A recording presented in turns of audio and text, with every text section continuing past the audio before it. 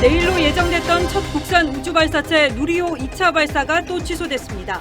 이번엔 발사체 산화제 센서 이상으로 해체 작업이 필요해 추후 일정도 잡히지 않았습니다. 산업부 블랙리스트 의혹 중심에 있는 백운규 전 산업부 장관 구속 여부가 오늘 밤 늦게 결정됩니다. 민주당 박상혁 의원을 검찰이 수사선상에 올린 데 대해 민주당은 보복 수사를 주장했습니다.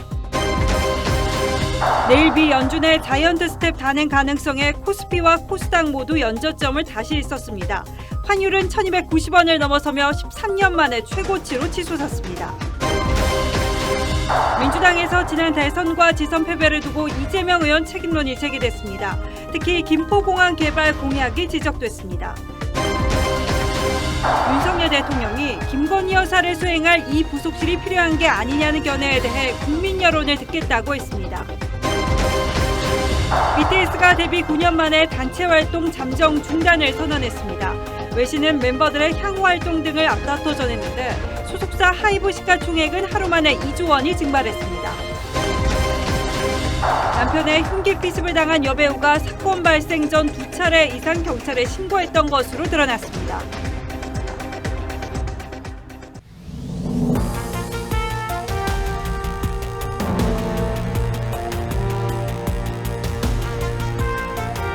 시청자 여러분 안녕하십니까? 뉴스나인의 신동욱입니다. 외국 발사체가 아닌 순수 우리 기술로 개발돼 대한민국 항공우주 역사의 새 장을 열 것으로 기대됐던 누리호 2차 발사가 또 연기됐습니다. 당초 오늘 발사 예정이었다가 날씨를 이유로 내일로 연기됐었는데 이번에는 기술적인 문제가 발견돼 다음 일정을 잡지 못한 채 잠정 연기됐습니다. 현장에 나가 있는 취재기자 연결하겠습니다. 자, 장혁수 기자. 네, 전남 고흥의 나로우주센터에 나와 있습니다. 자, 내일은 발사가 꼭 될 걸로 기대를 하고 있었는데 갑자기 취소가 됐군요. 네, 지금부터 4시간 전에 이 발사 취소가 발표됐습니다. 누리호는 오늘 오전 7시 20분쯤 무진동 특수차량에 실려서 발사대까지 이송이 됐습니다. 이후 기립을 시키고 발사대 고정시키는 작업까지는 순조롭게 진행이 됐습니다. 연료와 산화제를 공급하는 엄빌리컬 케이블 작업도 문제가 없어서 계획대로 내일 발사될 것으로 예상이 됐습니다. 하지만 오후에 발사체 점검 과정에서 산화제 탱크 센서에 이상이 있음을 발견했습니다. 결국 한국항공우주연구원은 오후 3시 반으로 예정됐던 브리핑을 연기했고 2시간 뒤 2차 발사를 취소한다고 공식 발표했습니다. 예, 발사가 취소됐다면 다음 일정도 알 수 없게 됐는데 그럼 앞으로 어떻게 되는 겁니까? 네, 현장에서도 다음 발사 일정에 대한 질문이 가장 많았습니다. 현재 누리호는 발사대에서 내린 뒤에 조립동으로 다시 이송하는 작업을 진행하고 있습니다. 향후에는 누리호를 조립동에서 해체하고 문제가 발생한 이 센서 부위를 점검할 예정입니다. 또 원인 분석이 안 된 상황에서 다음 발사 일정을 정하기는 어려운 상황이라고 말했습니다. 이 발사 취소에 이곳 우주센터 내부에선 당혹감을 감추지 못했습니다. 누리호 개발을 이끈 고정환 항우연 본부장도 당혹스럽고 죄송스럽다며 빠른 시일 안에 문제를 확실히 해결하겠다고 밝혔습니다. 하지만 원인 분석 기간에 따라 누리호는 예비 발사일인 23일까지 발사는 쉽지 않을 것이란 관측도 나옵니다. 고흥 나로우주센터에서 TV조선 장혁수입니다. 전문적인 내용이긴 합니다만 연구진은 발사 취소의 이유로 산화제 탱크 센서의 이상이 발견됐기 때문이라고 발표했습니다. 어느 정도의 문제인지 발사 하루 전에 왜 이런 문제가 발견된 건지 이어서 오현주 기자가 설명하겠습니다. 누리호의 이상 징후를 감지한 건 오늘 오후 2시 5분쯤. 발사체를 세운 뒤 전기를 연결하고 점검하던 중 일단 산화제 탱크 내부에 있는 센서가 비정상적인 수치를 나타냈습니다. 조립 당시에는 문제가 없었던 부분입니다. 기립을 하고 기체가 움직이면은 그 센서 값의 변화가 보여야 되는데 현재는 그게 없어서 좀 문제가 있는 거로 확인하고 있습니다. 이 값이 정확하지 않을 경우 산화제가 얼마나 충전되고 있는지 혹은 비행 중 얼마나 연소되고 있는지 등을 알 수가 없습니다. 연구진은 현장에서 교체를 시도하다 기립 상태에서 문제를 확인하는 게 어려워 누리호를 발사대에서 내렸고 오후 5시 발사관리위원회를 열어 발사 취소를 결정했습니다. 센서 자체의 결함이 아닌 센서에서 얻은 신호가 전달되는 과정에서 문제가 발견되면 향후 일정은 더 길어질 수 있습니다. 센서가 잘못됐다 그러면 센서만 바꾸면 문제가 쉽잖아요. 근데 그렇지 않고 중간에 어딘가가 잘못됐다 그러면 다 뜯어봐야 되니까 문제가 커질 수도 있겠다. 1차 발사 때의 결함을 해결하고 두 번째 시도에 나섰지만 또 다른 변수에 누리호 발사는 사실상 무기한 연기됐습니다. TV조선 오현주입니다. 예, 다음 뉴스입니다. 문재인 정부 초기에 전 정권에서 임명된 산하기관장들의 퇴진을 압박하고 새 기관장 선임에 관여했다는 혐의를 받고 있는 백운규 전 산업부 장관이 오늘 밤 구속기로에 서게 됐습니다. 이른바 산업부 블랙리스트 사건이죠. 만약 법원이 검찰이 청구한 구속영장을 받아들인다면 이 사건은 새로운 국면으로 접어들게 됩니다. 백 전 장관은 법과 절차에 따라 진행했다고 주장해왔기 때문에 영장심사에서 이 주장을 소명하지 못하면 그렇다면 누구의 지시로 했는가 하는 의문을 피하기 어렵게 됩니다. 서울 동부구치소에 송민선 기자가 나가 있습니다. 자, 송 기자, 영장은 발부가 됐습니까? 네, 아직 서울 동부지법에서는 백운규 전 산업부 장관에 대한 구속영장 실질심사가 진행 중에 있습니다. 백 전 장관은 오늘 오전 10시 15분쯤 굳은 표정으로 법원에 출석을 했는데요. 취재진 앞에서 오늘도 관련 혐의를 부인을 했습니다. 제가 장관 재임 시에 법이 정한 규정에 따라서 일을 처리했습니다. 오늘 영장 실질심사에 성실히 임하도록 하겠습니다. 감사합니다. 구속영장 실질심사는 오전 10시 30분부터 3시간여 동안 진행됐습니다. 검찰은 백 전 장관이 박근혜 전 대통령 때 임명된 산업부 산하 13곳 기관장들의 사퇴를 종용한 것 외에도 특정 후임 기관장 임명을 부당하게 지원했다고 보고 있습니다. 특히 2018년 한명숙 전 총리 측근인 항청화 씨를 한국지역난방공사 사장으로 임명하기 위해 예상 면접 질문지 등을 몰래 건넸다는 의혹도 제기됐습니다. 백 전 장관 구속 여부는 이르면 오늘 밤 늦게 결정될 것으로 예상됩니다. 영장이 발부되면 문재인 정부 청와대 관계자 등 윗선 수사가 본격화될 거란 전망도 나옵니다. 하지만 기각될 경우엔 향후 검찰 수사의 동력도 약화될 수밖에 없을 것으로 보입니다. 서울 동부구치소에서 TV조선 송민선입니다. 예, 윗선 수사도 이미 시작됐습니다. 백 전 장관에 이어서 당시 청와대 행정관이었던 박상혁 민주당 의원에게도 검찰이 나와서 조사받으라고 통보했습니다. 일단은 참고인 자격입니다. 하지만 백 전 장관이 구속되고 이른바 윗선 수사가 본격화하면 불똥은 다시 청와대로 튈 수밖에 없는 상황입니다. 행정관 위에는 비서관이 있고 그 위에 또 수석 비서관이 있죠. 보도에 차순우 기자입니다. 2017년과 2018년 사이 문재인 정부 청와대 인사수석 비서관실 행정관으로 근무한 박상혁 민주당 의원. 검찰은 산업부 블랙리스트 의혹과 관련 박 의원을 참고인 신분으로 조사하려고 일정을 조율 중입니다. 박 의원이 청와대 근무 당시 산업부 관계자와 연락하며 박근혜 정부가 임명한 산하 기관장 중 사퇴 대상 명단 등을 전달한 것으로 의심합니다. 산업부 블랙리스트 사건에서 청와대와 산업부 사이 가교 역할을 했을 가능성에 주목하는 겁니다. 박상혁 행정관이 산업부 관계자와 소통한 거 알고 계셨습니까? 산업부 블랙리스트 의혹과 관련해 청와대 인사가 검찰 수사선상에 오른 건 박 의원이 처음입니다. 해외 출장 중인 박 의원은 즉각 해명 입장을 밝혔습니다. 7일 검찰이 참고인 조사를 요청한 건 사실이라면서도 자신이 수사 대상으로 지목된 사실을 언론에 흘리고 표적을 만드는 구태가 되살아나고 있다고 주장했습니다.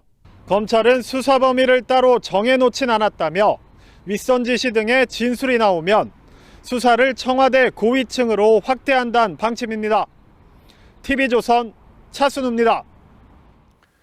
민주당은 당장 정치 보복 수사라고 발끈했습니다. 퇴임한 문재인 전 대통령으로까지 수사를 몰고 가겠다는 의도라며 예민하게 반응했고 국민의힘은 정상적인 수사에 왜 발끈하느냐고 반박했습니다. 문재인 정부가 적폐청산이라는 이름으로 여러 가지 수사를 한 것도 그렇다면 정치 보복이었냐는 반론도 있었습니다. 정치권 공방은 김아림 기자가 취재했습니다. 우상호 비대위원장은 한동훈 법무부 장관의 첫 작품이 보복수사 개시라고 주장했습니다. 박상혁 의원 소환이 결국 문재인 전 대통령 수사로 이어질 수 있다며 당내에 별도 기구를 만들어 대응하겠다고도 했습니다. 윗선은 어디까지입니까? 이 책임은 누가 지닙니까? 인사에 관한 문제에서 문재인 대통령으로까지 안 간다는 보장이 있습니까? 수사를 받다 스스로 목숨을 끊었던 노무현 전 대통령의 사진을 가리키며 정권의 몰락을 가져올 것이라고 목소리를 높였습니다. 하지만 산업부 블랙리스트 수사는 2019년 시작됐는데 문재인 정권 검찰이 3년 넘게 결론을 내지 않고 있던 사안입니다. 같은 구조인 환경부 블랙리스트 사건은 문재인 정권 때 수사에 김은경 전 장관과 신미숙 전 청와대 비서관에게 유죄 확정 판결까지 내려졌습니다. 국민의힘은 비정상적이었던 걸 정상적으로 수사하는 것이라며 정치보복이란 민주당의 주장은 억지라고 비판했습니다. 적폐천상 수사도 정치보복이었는지 되묻고 싶습니다. 김은경 환경부 장관 수사는 정치보복이라고 그것도 우길 겁니까? 이런 가운데 이재명 의원은 대장동 의혹을 수사하는 검찰이 자신을 피의자로 특정했다는 언론 보도가 나오자 역시 정치보복이 시작된 듯하다고 주장했습니다. 하지만 해당 보도에서 검찰이 수사한 시점은 문재인 정권 시절인 지난해 11월입니다. 게다가 이 의원은 대선 과정에서 특검 수사를 받겠다고 스스로 밝혔었습니다. TV조선 김하림입니다. 자, 이렇게 보신 것처럼 검찰이 검수완박 시행을 석 달 앞두고 문재인 정부 고위급 인사에 대한 전방위 수사에 나서는 모양새입니다. 이렇게 되면 그 끝이 어디가 될지 궁금하죠. 검찰을 취재하는 주원진 기자에게 물어보겠습니다. 자, 주 기자, 검찰이 일단 수사에 박차를 가하고 있는 문재인 정부 관련 수사 어떤 것들이 있습니까? 네, 대표적인 게 박근혜 정부에서 임명한 주요 기관장들에게 사퇴를 종용한 일명 블랙리스트 의혹 사건입니다. 예. 관련 부처도 한두 개가 아닌데요. 지난 1월 환경부 블랙리스트 사건은 김은경 전 장관이 대법원에서 징역 2년형을 이미 확정받았습니다. 현재는 산업부 수사가 급물살을 타고 있는데요. 앞으로 통일부, 교육부, 과기부 블랙리스트까지 전방위로 수사가 진행될 예정입니다. 중앙지검은 또 공무원을 동원해 민주당 대선 공약 개발을 도운 혐의로 여성가족부 전 장관과 차관도 피의자로 불러 조사했습니다. 예, 조금 전에 보신 것처럼 산업부 블랙리스트 수사는 박상혁 당시 청와대 행정관을 소환한 걸 보면 청와대로도 불똥이 튈 수밖에 없는 상황인 거죠? 네, 검찰은 그동안 백운규 전 장관의 집과 연구실에 대한 압수수색, 실무진들에 대한 줄소환 조사 등을 통해 사퇴 종용 과정에 청와대 윗선이 개입한 증거를 확보한 것으로 전해집니다. 예. 결국 검찰은 당시 청와대 행정관이던 민주당 박상혁 의원에게 소환 통보를 했는데요. 검찰은 향후 박 의원이 청와대와 산업부 사이에서 가교 역할을 한 것을 입증하는 데 주력할 방침입니다. 예. 특히 일개 청와대 행정관 개인의 판단과 지시로 산하기관장 사표를 받았을 가능성은 높지 않기 때문에 검찰은 청와대 인사수석은 물론 인사추천위원장인 임종석 당시 대통령 비서실장의 개입이나 인지 여부도 확인할 수밖에 없는 상황입니다. 임 전 실장은 또 조국 전 장관과 함께 다른 부처 블랙리스트 사건에 관여한 피의자로도 입건된 상태입니다. 예, 청와대 행정관이 장관에게 블랙리스트를 지시하지는 않았겠죠. 자, 이제 석 달 뒤면 소위 이제 검수완박이 시행이 되는데 그래서 검찰이 마음이 좀 더 급해 보이는 측면도 있고요. 네, 그렇습니다. 검찰 내부에서는 아무래도 검수완박 국면 때 국민들이 법안에 반대하는 의견이 컸던 만큼 법안 시행 전에 가시적인 수사 성과를 보여줘야 한다는 목소리가 큽니다.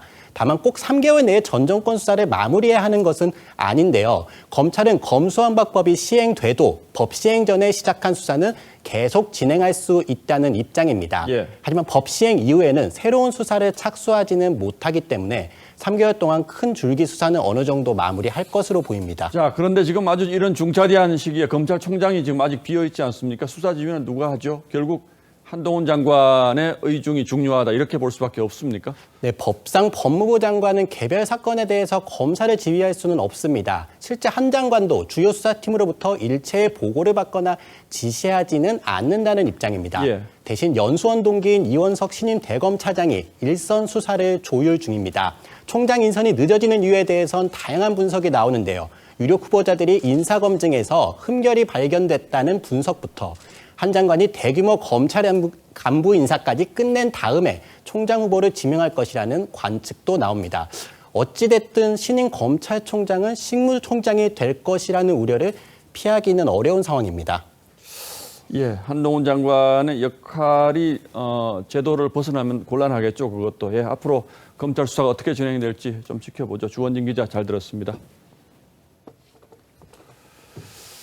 예, 지금 전 세계의 눈은 미국 중앙은행으로 쏠려 있습니다. 내일 새벽 기준금리를 한꺼번에 0.75%포인트 올리는 이른바 자이언트 스텝을 단행할지가 초미의 관심사입니다.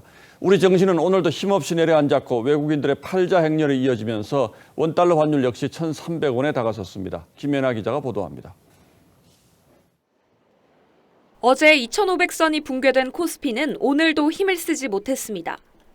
장 초반부터 하락하더니 2,440선으로 마감해 연저점을 하루 만에 갈아치웠습니다. 코스닥도 1년 10개월 만에 800선이 무너졌습니다. 기관과 개인이 저가 매수에 나섰는데도 외국인만 6천억 원 넘게 팔아치웠고 환율은 1,290원대로 마감하면서 금융위기 이후 13년 만에 최고치를 기록했습니다. 미국의 긴축 공포가 가시지 않은 탓이지만 대만이나 일본 등 다른 아시아 증시보다 하락폭이 컸습니다. 한국이 글로벌 경기에 민감도가 크다. 시장 분위기가 75bp도 가능하겠는데? 라는 생각들을 일부분 하고 있고. 미국의 가파른 기준금리 인상에 맞춰 한국은행도 다음 달 기준금리를 0.5%포인트 올릴 수 있다는 분석도 영향을 끼쳤습니다. 자이언트 스텝이 현실화되면 우리 경제에 적지 않은 타격이 있을 것으로 예상되는 가운데 미 연준은 우리 시간으로 내일 새벽 3시쯤 금리 인상 여부를 발표할 것으로 보입니다. TV조선 김예나입니다. 용산 대통령실도 경제 위기 상황이 심각하다고 판단하고 비상대응 체제로 전환했습니다. 윤석열 대통령은 우리 경제가 살얼음 판을 걷고 있다며 엄중한 대응을 주문했습니다.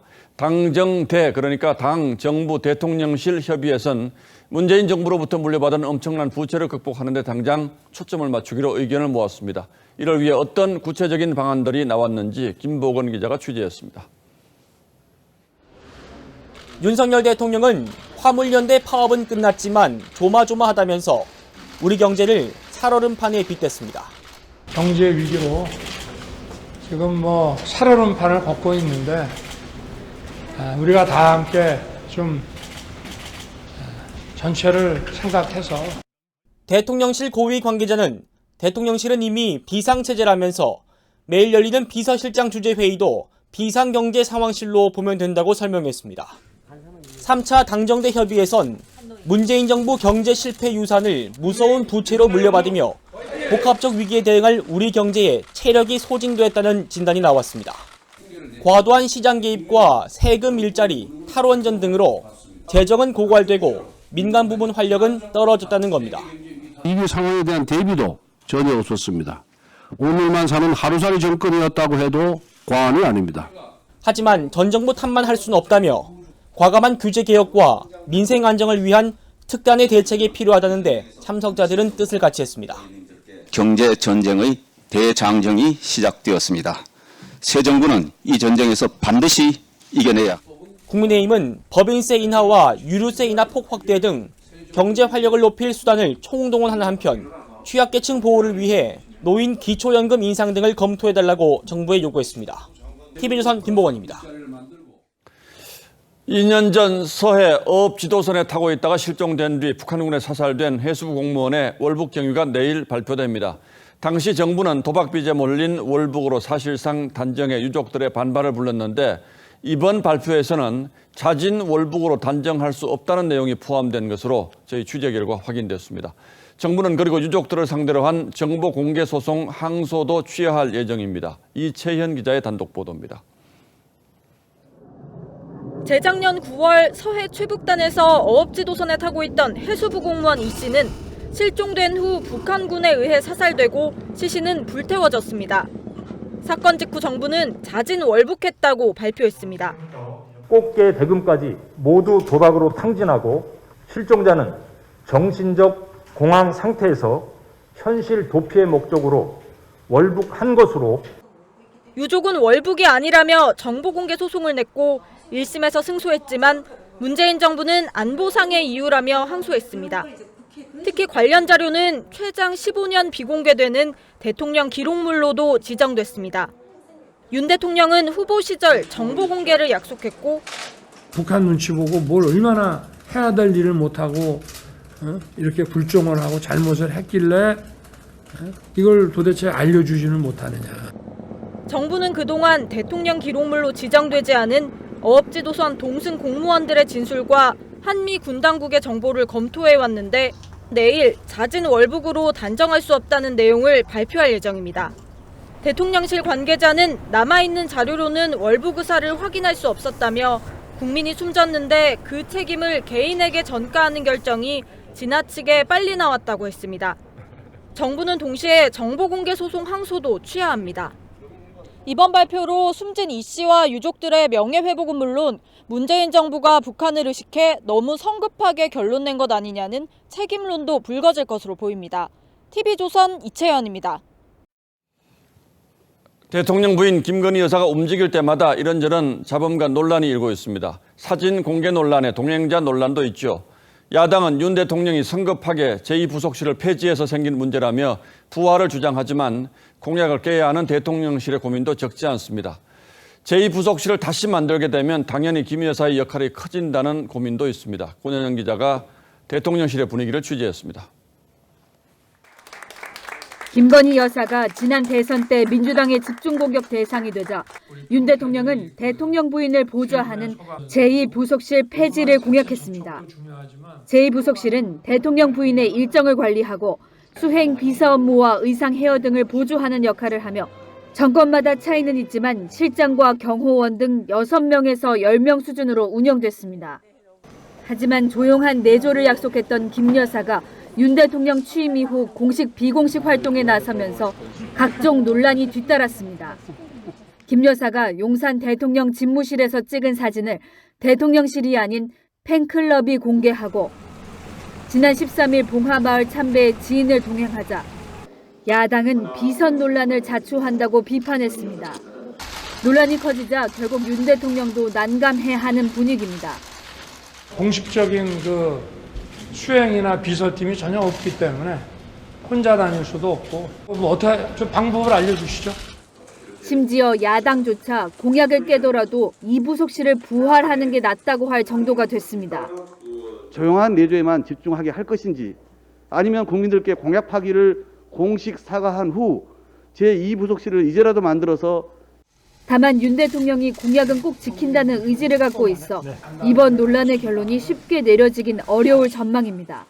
TV조선 권은영입니다. 민주당의 잇따른 선거 패배 책임을 분석하기 위한 자체 토론회에서 이재명 책임론이 공개적으로 나왔습니다. 좀 더 구체적으로 대장동 문제나 법인카드 문제에 대응하는 후보의 태도가 잘못됐다는 거죠. 문재인 정부는 사실상 실패한 정부였다는 평가도 나왔다는데 앞으로 있을 당권 경쟁과도 무관치 않은 내부 비판들입니다. 장용욱 기자가 보도하겠습니다. 민주당 최대 의원 모임인 더 좋은 미래 토론회에선 선거 2연패에 대한 이재명 책임론이 부각됐습니다. 이재명 의원은 대선 당시 대장동 의혹엔 국민의힘이 몸통, 법카 유용 의혹은 직원의 부당행위라고 주장했는데 이 같은 대응이 유권자가 등을 돌리게 했다는 진단입니다. 이런 이슈를 대하는 후보의 태도가 국민적 공감대 혹은 중산층에 대한 공감대를 만들어내는데 실패했다. 지방선거 때는 이 의원의 김포공항 이전 공약이 선거 참패의 한 원인이 됐다고도 지적했습니다. 재선 의원 토론회에선 이재명, 송영길의 출마가 코미디라는 비판까지 나왔습니다. 이재명 후보가 자기가 사는 지역도 아니고 누가 납득하겠습니까? 이건 상식적 논리를 떠나서 코미디죠. 특히 문재인 정부가 성공했다며 자화자찬을 쏟아냈던 것과 달리 실패한 정부라고 인정해야 한다며 지난 5년을 냉정하게 돌아봐야 한다는 지적도 나왔습니다. 서민 경제는 너무 힘들다고 아우성을 치고 울분을 터뜨리고 있는데 신년사에서는 우리 정부는 잘했다. 강성 지지층에 끌려다니며 대선 직후 검수완박을 밀어붙인 것에 대한 반성도 있었습니다. 6월 1일이 국회의원 선거였으면 우리가 검수완박 그때 그런 결정을 내렸을까? 초선 의원들도 비공개 토론회를 열고 선거 패배 책임 있는 모두가 물러나야 한다는 데 뜻을 모으며 이재명, 홍영표, 전해철 의원 등의 동반 불출마를 주장했습니다. TV조선 장용욱입니다. 대한민국이 낳은 글로벌 슈퍼스타 BTS가 데뷔 9년 만에 단체 활동 잠정 중단을 선언했습니다. 쉼없이 달려오는 동안 방향성을 잃었다는 것이 멤버들이 공개 석상에서 말한 이유였고 개별 활동에 집중하겠다고 했습니다. 팬들에게는 충격적일 이 소식을 전하는 방식도 BTS다웠습니다. 유혜린 기자입니다. 회식 자리에서 근황을 전하던 방탄소년단 멤버들이 마음 깊은 곳에 있던 고민을 털어놓습니다. 리더 RM은 5주 연속 빌보드 차트 1위를 했던 히트곡 버터부터 그룹의 정체성에 혼란이 왔다고 말합니다. 온 다이너마이트까지는 우리 팀이 이렇게 위에 있었던 느낌인데 그 뒤에 이제 버터랑 퍼미션 투 댄스 이런 거 하면서는 저는 이제 우리가 어떤 팀인지 잘 모르겠더라고요. 직접 가사에 담았던 메시지도 사라졌고 어떤 내용을 전해야 할지 모르겠다고 토로합니다. 할 말이 없어 진짜. 그러니까 내가 느끼고 내가 이야기하고 싶은 걸 이야기를 해야 되는데 그냥 억지로 쥐어짜내고 있는 건 거야 그냥 계속. 멤버들은 더 좋은 그룹이 되기 위해 역량을 쌓을 시간이 필요하고 미뤄왔던 개별 활동도 본격적으로 하고 싶다고 말합니다. 조금은 찢어져 봐야 이게 다시 붙일 줄도 알고 또 BTS라는 팀이 더 단단해질 수 있는 것 같고 방탄소년단의 챕터 2를 가기에 굉장히 되게 좋은 시기이자 다만 그룹 해체가 아니기 때문에 자체 제작 단체 방송 달려라 방탄 촬영은 계속하겠다고 전했습니다. 방탄소년단은 200만 장 넘게 팔린 푸르푸를 끝으로 세계 최정상을 찍은 그룹 활동에 잠시 쉼표를 찍게 됐습니다. TV조선 유혜린입니다. BTS가 빌보드 차트에서 비틀스 기록을 깨면서 비틀스와 비교가 됐던 만큼 전 세계 팬은 물론이고 외신도 충격과 상심에 빠졌습니다. 특히 BTS가 내놓은 말에서 K-팝 아이돌 시스템을 진단하기도 했습니다. 리더 RM은 K-팝 시스템은 사람을 숙성하게 놔두지 않는다면서 그 고충을 토로했습니다. 박소영 기자가 보도합니다. 단체 활동 중단을 선언한 BTS의 포털 사이트 기사엔 아쉽고 슬프다는 댓글이 줄줄이 달렸습니다. 하지만 그러면서도 대다수 아미들은 BTS의 결정을 언제까지나 지지하고 존중하겠다고 했습니다. 쉬지 않고 달려온 만큼 쉴 때가 됐다는 의견도 줄을 이뤘습니다. 세계적 팝스타의 깜짝 선언에 외신들도 관련 보도를 쏟아냈습니다.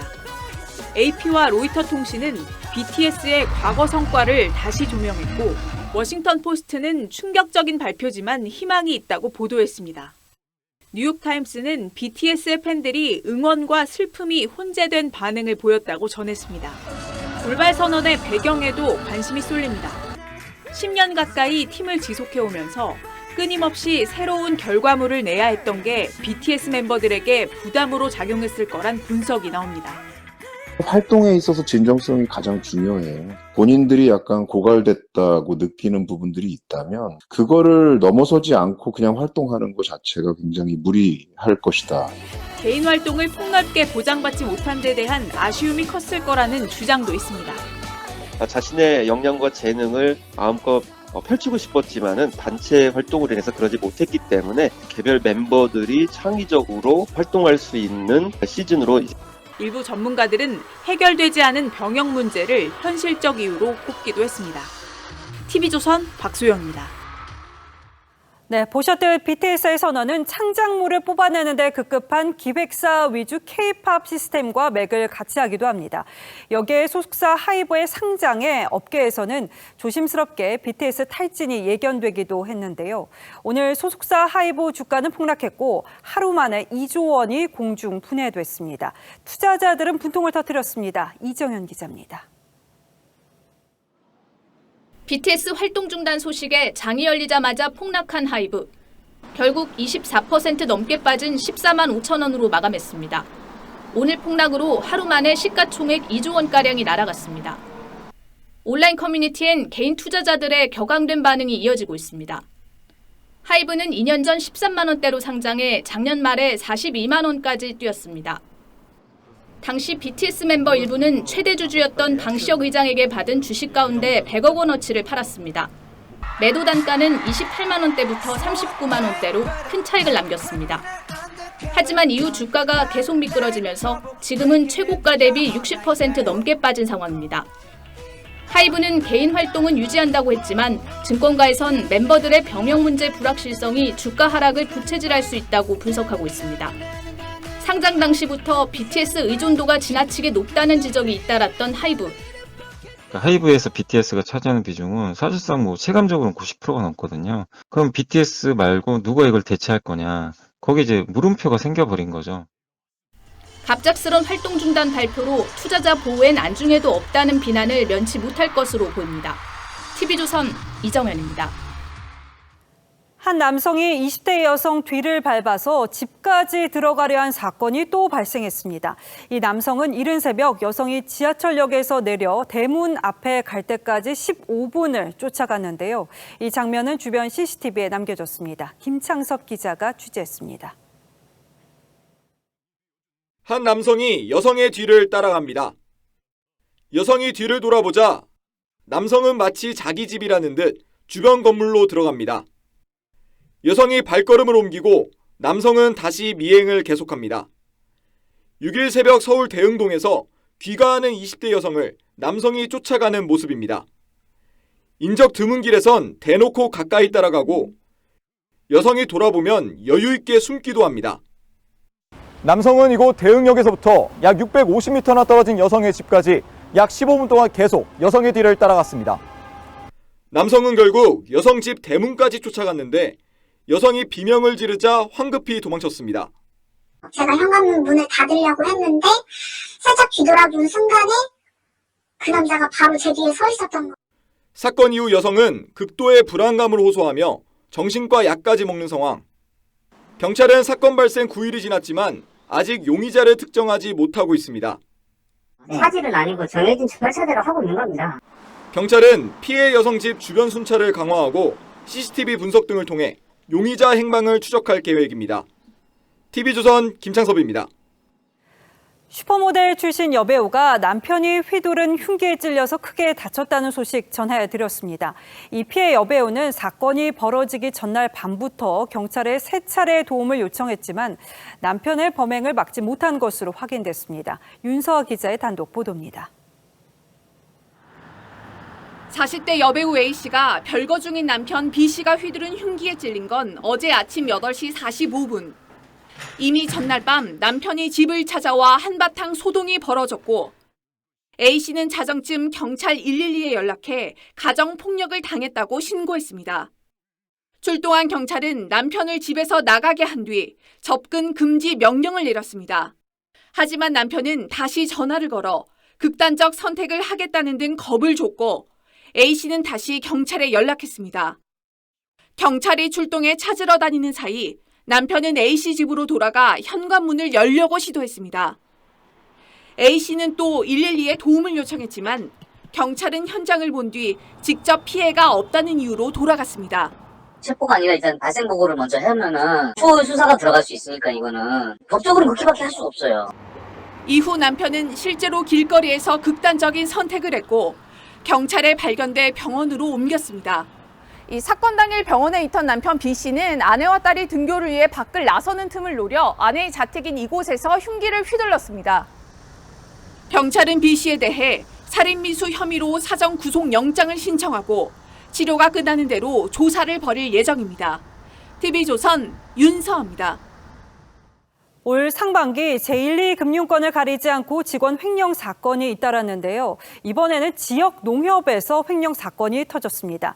자금 출납 담당 직원이 2달 동안 40억 원대 돈을 빼돌렸지만 아무도 눈치채지 못했습니다.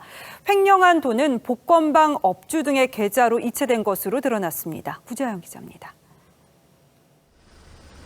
경기 광주시의 한 지역 농협입니다. 자금 출납 담당 직원인 30대 A씨가 회사 돈 40억 원을 빼돌렸습니다. A씨가 돈을 빼돌리는 2달 동안 아무도 눈치채지 못했습니다. 이 직원은 농협 전산을 조작해 범행을 감춘 것으로 전해졌습니다. 하지만 어제 업무가 끝난 뒤 금고에 보관한 현금 액수를 확인하던 중 꼬리가 잡혔습니다. 금고문을 열기 위해 직원 여러 명이 나눠 보관하는 열쇠를 동시에 꽂아야 하는데 담당 직원 중 한 명인 A씨만 열쇠를 잃어버렸기 때문입니다. 이상한 낌새를 느낀 농협은 자체 조사 결과 A씨의 횡령 사실을 찾아냈고 A씨는 결국 경찰에 긴급 체포됐습니다. 경찰 조사에서 A씨는 스포츠 복권을 하다 탕진한 돈을 만회하려고 횡령을 저질렀다고 진술했습니다. A씨가 빼돌린 40억 원은 복권방 업주 등 여러 사람의 계좌에 보내진 것으로 확인됐습니다. 복권방을 운영하는 사람이 계좌에 해킹을 하기 위해서 송금을 해줬다라고. 경찰은 A씨가 스포츠 복권 베팅 금액 한도를 초과해 구매했는지 등 횡령 자금의 구체적인 사용처를 조사하고 있습니다. TV조선 구자영입니다. 이 몸이 아파도 제대로 쉴 수 없는 게 직장인의 숙명이죠. 수익 감소가 걱정되기도 하고 또 눈치가 보이기도 합니다. 다음 달부터는 아플 때 쉬면서 수당을 받을 수 있는 상병수당이 시범 도입됩니다. 아프면 쉬는 권리를 보장하는 건데 제도 도입 배경에는 코로나가 있었던 것으로 풀이됩니다. 성민혁 기자입니다. 지난 2020년 5월 집단 감염이 일어난 한 물류센터. 당시 증상이 있던 일부 직원이 쉬지 않고 출근해 확진자가 150명 넘게 불었습니다. 회사 측이 출근하라는 문자를 보낸 데다 대부분 일용직인 직원들이 쉬면 급여를 못 받기 때문에 아파도 참고 나온 게 화근이었습니다. 방역수칙 중에 첫 번째가 아프면 3, 4일 쉬면서 증상을 지켜보고 관찰하는 겁니다. 근데 과연 이러한 것이 제대로 좀 지켜졌는지. 이런 일이 되풀이되지 않도록 정부가 상병수당 시범 사업을 시작합니다. 아프거나 몸을 다쳐 일을 못할 때 쉬면서 치료에 집중하도록 소득을 일부 보장해주는 건데 올해 최저임금의 60%, 하루 43,960원입니다. 사측이 해고하지 못하도록 하는 병가제도에서 소득 보전으로 한 발 더 나간 개념입니다. 국민 여러분들께서도 특히 사업자분들께서도 우리 사회 모두의 건강과 안전을 위해 각자의 일터에서 아프면 쉬기를 장려하고 지켜주시면. 대상 지역은 서울 종로와 경남 창원 등 전국 6개 지역으로 다음 달 7일부터 1년 동안 진행되는데 보장 범위와 급여 기준 등에 따라 3개 그룹으로 나뉘게 됩니다. 정부는 오는 2025년까지 전국에 상병수당을 도입한다는 계획입니다. TV조선 성민혁입니다. 대검찰청이 이성윤 법무연수원 연구위원에 대한 징계 절차에 들어갔습니다. 아시다시피 이 연구위원은 김학의 전 차관의 불법 출국 금지 의혹 수사를 무마한 혐의로 재판을 받고 있는데요. 재판이 진행 중이어서 이 실제 절차 진행까지는 시간이 걸릴 것으로 보입니다. 장윤정 기자입니다. 검찰수사심의위원회는 지난해 5월 당시 서울중앙지검장이었던 이성윤 법무연수원 연구위원에 대한 기소 권고를 의결했고 이 연구위원은 이후 재판에 넘겨졌습니다. 결론적으로 말씀드리면 이성윤 검사장을 기소하는 것입니다. 이 연구위원의 혐의는 대검 반부패강력부장 시절이던 2019년 6월 수원지검 안양지청이 김학의 전 차관의 불법 출국 금지 의혹을 수사하자 외압을 행사해 수사를 막았단 겁니다. 대검은 법무부에 이 연구위원의 징계를 청구했습니다. 하지만 검사징계법상 징계 사유에 관한 형사재판이 진행 중이면 끝날 때까지 징계 심의가 정지돼 절차가 늦어질 전망입니다. 김학의 전 차관의 불법 출국 금지 사건에 연루돼 재판을 받는 이규원 검사에 대해서도 대검이 지난 1월 정직 6개월의 징계를 청구했지만 법무부는 징계를 보류했습니다. TV조선 장유정입니다. 화물연대가 어젯밤 정부와 안전운임제 연장에 합의하고 파업을 끝냈습니다. 이렇게 당장 급한 불은 껐습니다만 여덟에 간의 파업으로 손해는 막심했습니다. 대충 잡아도 2조 원 넘는 피해가 난 것으로 추산됐고 남아있는 불씨도 만만치 않아서 지금부터가 정말로 중요하다는 평가가 나오고 있습니다. 임유진 기자가 앞으로 남은 과제들을 짚어봐드리겠습니다.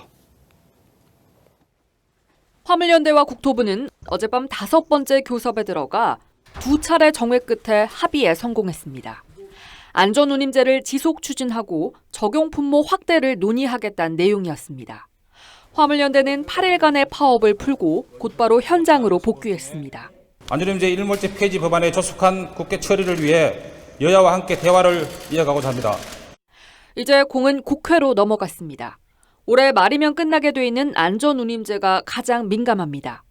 다시 한시적으로 연장할지, 영구 연장할지를 법으로 정해야 합니다. 여당인 국민의힘은 3년 추가 연장에 전혀 부정적으로 평가할 여지가 없습니다. 다만 이것이 어떤 범주에게 어떤 형태로 시행되는지에 대해서는 일몰법 시행 기간 중에는 조정의 대상이었다. 민주당은 영구 연장을 주장하는 화물연대에 힘을 실어주고 있습니다. 그 일몰 기간이 된 그 기간이 되면 그게 또 파업이 시작될 거고, 그러면 또 이런 방식으로 또 사회적 비용을 국가적 경제에 피해를 주면서 또 반박할 거 아닙니까? 때문에 국회 논의 과정에서 갈등이 다시 불거질 가능성도 큽니다. 당장 지속 추진이라는 표현을 두고 해석이 엇갈리고 있고 국회 원구성 협상까지 지연 중이어서 실제 논의까지는 시일이 더 걸릴 전망입니다. TV조선 임유진입니다. 예, 가까스로 화물연대 총파업은 끝났지만 아직 파업 집회가 이어지는 곳도 있습니다. 경기도 이천과 청주에 위치한 하이트진로 공장 앞인데 유독 왜 여기서만 파업이 풀리지 않고 있는지 이정민 기자가 취재했습니다. 하이트진로 이천 공장 앞. 화물 트럭들이 갓길에 줄지어 주차돼 있고 입구 앞엔 운임비 인상을 요구하는 현수막이 걸려 있습니다. 수양물류 소속 화물연대 노조원들이 하이트진로 이천 공장과 청주 공장 앞에서 집회를 이어가고 있습니다. 지난 3월 민주노총 화물연대에 가입한 노조원들은 운임비 인상 등을 요구하고 있습니다. 1년마다 어느 정도 물가에 대한 상승률 부분 및 그다음에 차량에 대한 상승 부분, 이런 부분을 고려해서 회사와 화물 노동자 간에 조율이 있어야 되는데 그 조율이 단 한 번도 없었다는. 반면 사측은 유가 연동제에 따라 임금 인상이 계속 이뤄졌다며 노조원들의 비용 동결 주장은 사실과 다르다는 입장입니다. 하이트진로는 진입로와 도로 점거로 다른 화물 차주들 배송에 방해가 된다며 고소하겠다는 입장. 불법 주정차된 차량 때문에 양방향 소통이 원활하지 않습니다. 물건을 공장으로 직접 가지러 오는 도매사분들이나 편의점 관계자들이 많은 피해를 보고 있습니다. 원청업체인 수양물류와 화물 차주들 간의 협상 과정에 하이트진로가 개입할 수 없다는 입장인데 노조는 수양물류가 하이트진로 계열사라며 책임 떠넘기기라고 주장합니다. 현재 소주 출고율은 평소의 70% 수준으로 떨어져 있습니다. 양측 입장이 팽팽해 파업 집회가 지속될 가능성이 높아 당분간 주류 공급 차질이 불가피해 보입니다. TV조선 이정민입니다. 바이든 대통령은 사우디아라비아와 관계가 좋지 않습니다. 취임 전부터 사우디아라비아를 고립시키겠다고 공언할 정도였는데요. 그런데 다음 달 전격 방문합니다. 왜 적대시하던 나라를 먼저 찾게 됐을까요? 지금 바이든 지지율은 취임 후 가장 낮고 휘발유 값은 사상 최고입니다. 송무빈 기자입니다. 2018년 사우디의 반체제 언론인 자말 카슈크지가 살해됐는데 당시 바이든 후보는 빈살만 사우디 왕세자를 배후로 지목했습니다. 사우디를 국제적으로 고립시키겠다고 경고했습니다. We were going to in fact make them pay the price and make them in fact the pariah. 취임 후 두 나라 사이는 급속히 얼어붙었습니다. 하지만 치솟는 유가에는 바이든도 어쩔 수 없었습니다. 다음 달 중순 중동 순방 때 빈살만 왕세자를 만나기로 한 겁니다. 사우디는 세계 최대의 원유 수출국입니다. We've spoken of our desire to see a steady global supply of energy. 석유 제품 최대 소비국인 미국의 휘발유 가격은 갤런당 $5를 넘었는데 바이든 지지율엔 직격탄이 돼 39%까지 내려갔습니다. 취임 이후 최저치입니다. Jobs are back, but prices are still too high. COVID is down, but gas prices are up. 이번 순방을 두고 CNN은 미국의 도덕적 분노보다 사우디 왕세자가 오래 버텼다며 사우디의 판정승을 내렸습니다. TV조선 송무빈입니다. 어제 이집트전을 끝으로 우리 축구대표팀의 4차례 평가전은 모두 끝났습니다. 2승 1무 1패를 기록했습니다. 다가오는 카타르 월드컵을 앞두고 장단점이 확실하게 드러났는데요. 여러분은 우리 대표팀의 공격과 수비를 어떻게 평가하셨을까요? 이다솜 기자가 이번 평가전을 정리했습니다. 공격은 아주 탄탄했습니다. 4경기에서 9골을 쓸어 담았는데 주장 손흥민과 골잡이 황의조가 나란히 2골씩 기록하며 물오른 골 감각을 보여줬습니다.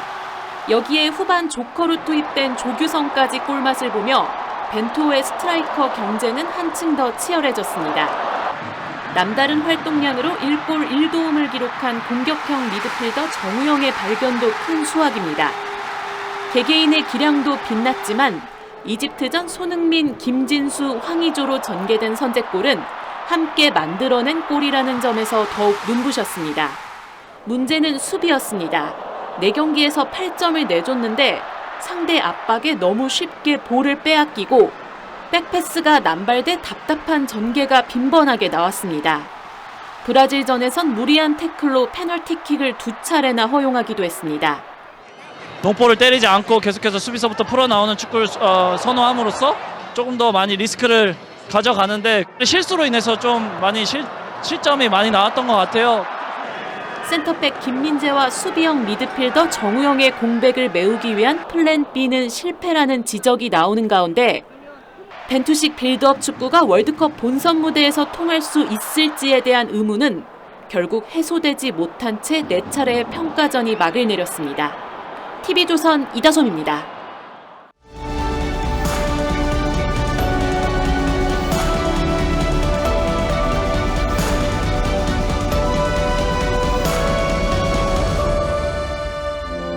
I believe that the characters we read about on the page end up being more real than the men who stand beside us. 제클린 케네디는 자신의 장점, 특히 지적인 면을 한껏 드러내 보였습니다. 단순하면서도 우아한 스타일, 이른바 제키룩으로 세계 이목을 사로잡아 요즘 말로 완판되곤 했죠. 그는 쇼가 아니라 진정한 이미지 메이킹이 뭔지 알았습니다. 루스벨트 대통령이 아내에게 시를 지어 바쳤습니다. 엘리너는 빠지고 말았네, 슬프고 두려운 운명 속으로, 워싱턴의 아내들이 살아야 했던 그 끔찍한 삶 속으로. 엘리너는 사생활을 잃는 게 두려웠지만 막상 백악관에 들어가자 가장 활발한 참여형 퍼스트 레이디가 되었습니다. 그 반대편에 매미 아이젠하워, 레이디 버드 존슨, 바브라 부시에 이르는 내조형이 있습니다. 한국의 대통령 부인도 어느덧 12분입니다. 다소 튀는 분이 없진 않았지만 대체로 조용한 내조형이었습니다. 안방 권력에 대한 국민들의 거부감을 잘 알고 있었기 때문이겠죠. 어느 경우건 공인의 처신과 내조자의 다소곳함을 병행하기란 쉽지 않은 일입니다. 김건희 여사는 여러모로 독특합니다. 첫 사업가 출신인데다 차림새마다 이목이 쏠리곤 합니다. 비호감 논란을 의식해 대선 전에 그의 모습을 드러내지 않은 것도 유례가 없습니다. 결국 남편이 대통령이 돼도 아내의 역할에만 충실하겠다고 했죠. 윤석열 대통령이 배우자를 전담하는 제2부속실을 없앤 것도 같은 맥락이라고 봐야 할 겁니다. 그런데 바깥 행보가 시작되면서 논란이 끊이질 않습니다. 부부의 주말 일상 사진들이 김 여사 팬클럽을 통해 공개된 것부터가 그렇습니다. 제2부속실 역할을 팬클럽이 하는 격인데 사실 그 팬클럽이란 게 어떤 것인지도 아는 국민이 많지 않습니다. 이른바 팬덤 현상이 근래 우리 정치판을 얼마나 거칠고 혼탁하게 뒤흔들고 있는지는 다들 아시는 대로입니다. 김 여사를 에워싼 팬덤도 얼마나 위험할 수 있는지를 단적으로 보여주는 게 팬클럽 운영자의 언행입니다. 대통령 취임한 지 얼마나 됐다고 시민단체니 후원금이니 하는 말을 공공연하게 할 수 있습니까? 그리고 비판하는 사람에게 막말과 욕설을 퍼부을 수가 있습니까? 나는 그런 사람이 아니라고 억울해하는 것 이해합니다만 자신의 행동이 결국 대통령에게로 이어져 있다는 사실을 잘 모르고 있는 듯합니다. 대통령 부인이 현실적으로 내조에만 머물 수 없다면 공적 지위에 맞는 합리적인 관리 체제를 마련해야 합니다. 아무리 사적 활동이라고 내세워도 국민은 사적인 것으로 받아들이지 않기 때문입니다. 그런 시선을 얼마나 무겁게 여기는지는 성공한 대통령의 길과도 매우 밀접한 관련이 있습니다. 시절이 아무리 바뀌어도 우리 국민들은 대통령 부인의 화려한 패션이 아니라 낮은 곳, 아픈 곳을 향한 따뜻한 손길을 기대할 겁니다. 그리고 남편에게는 강한 야당의 역할도 말이죠. 6월 15일 앵커의 시선은 낮고 어두운 곳으로 냈습니다.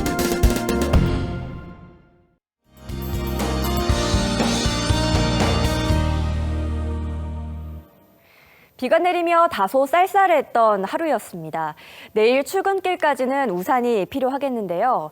서쪽 지역은 아침까지, 그 밖의 지역은 오후까지 비가 이어지겠습니다. 경기 남부와 충남 북부 지역은 최고 40mm, 전남, 경남을 제외한 그 밖의 지역은 최고 20mm가 예상됩니다. 비가 내리는 동안에는 천둥, 번개가 치면서 요란할 수 있겠습니다. 비가 그치고 날은 다시 더워지겠습니다. 내일 서울은 오늘보다 7도가 높은 27도까지 오르겠는데요. 그래도 초여름치고 심한 더위는 아니겠습니다. 다른 지역도 살펴보시면 대전, 전주 27도를 보이겠고요. 대구는 29도까지 오르겠습니다. 모레부터는 서울도 30도 안팎의 더위가 이어지겠고요. 금요일 중부 일부 지역에서는 또 비 소식이 있습니다. 날씨였습니다. 예, 6월 15일 수요일 뉴스9은 여기서 모두 마치겠습니다. 시청해주신 여러분 고맙습니다.